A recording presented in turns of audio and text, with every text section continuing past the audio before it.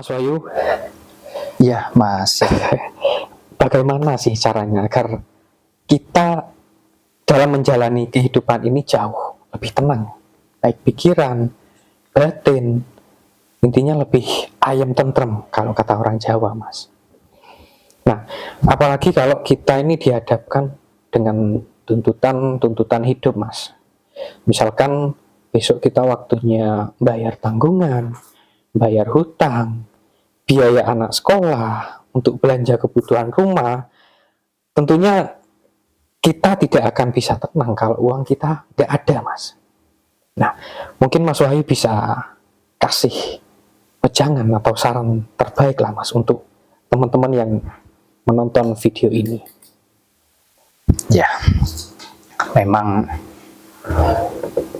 banyak sekali ya keluhan-keluhan dari saudara-saudara kita, dari teman-teman kita tentang bagaimana sih supaya kita itu bisa menjalani hidup kita ini dengan tenang tentunya, ya Mas ya. Tenang baik dari segi pikiran maupun batin. Artinya menjalani hidup ini biar bisa ayem tentrem, bahagia lahir batin, ya. Yang pertama saya mau katakan bahwa kuncinya adalah bersyukur, Mas Yahya. Itu yang pertama.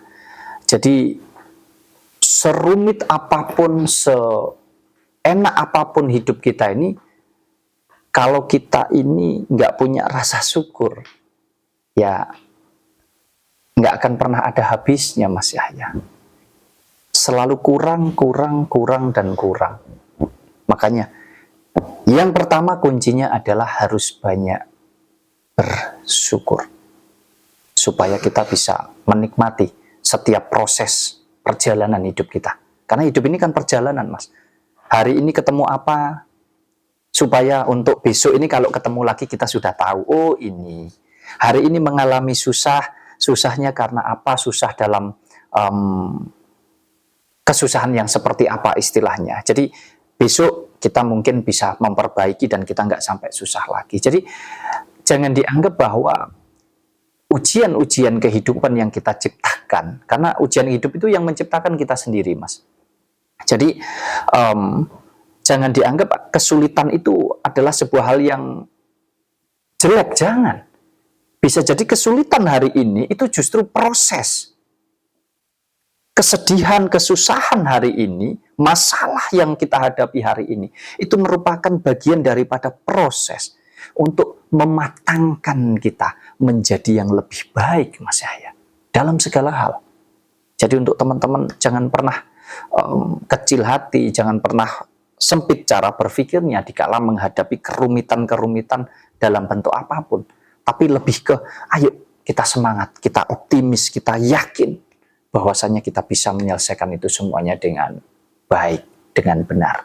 Nah, kemudian kembali ke bagaimana cara kita supaya kita bisa tenang dalam segala hal. Contoh, apa yang disampaikan oleh Mas Yahya tadi. Bagaimana bisa tenang, Mas Wahyu? Kalau besok sudah deadline, sudah jatuh tempo waktunya bayar hutang, sudah waktunya bayar biaya anak sekolah, bahkan untuk belanja hari ini saja mungkin tidak ada. Kita nggak pegang uang sama sekali. Ingat, biarpun kita memikul masalah sebesar gunung sekalipun, hidup tetap harus berjalan. Betul enggak, Mas? Betul. Jadi sebesar apapun masalah kita, apakah kalau kita pikir sampai kepala kita ini meledak, Mas Yahya, sampai meledos ini kepala ini, terus biaya anak sekolah bisa lunas dengan sendirinya?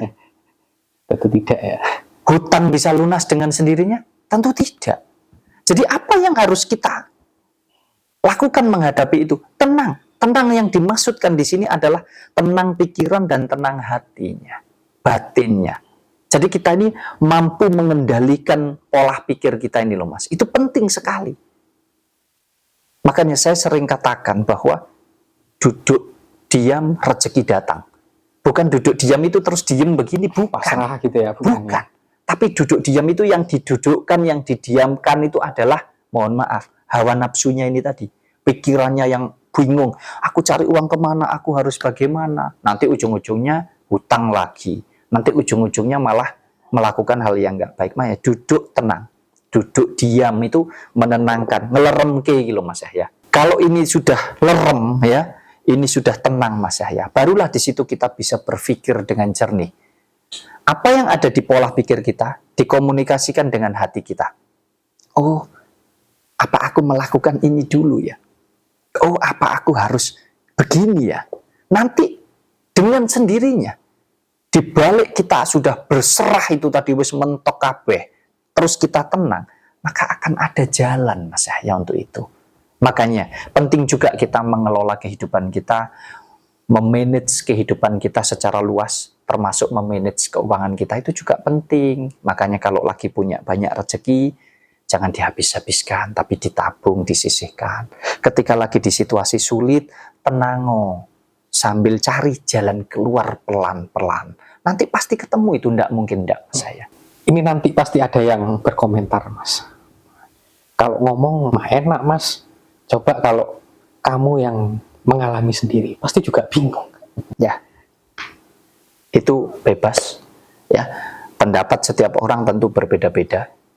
Cara menyelesaikan, cara menyikapi situasi kehidupan yang dialami setiap orang beda-beda. Tapi saya katakan bahwa untuk apa kamu buat susah, untuk apa kamu buat sulit, kalau ujung-ujungnya kamu tidak bisa. Makanya jangan mempersulit dirimu. Hati-hati setiap mau melangkah. Kemudian kalau sudah terlanjur, kita anggap saja kita punya tanggungan, kita punya masalah hidup itu, anggap saja kita lagi terjatuh gitu ya Mas ya. Kita lagi terjatuh di sebuah lubang misalkan.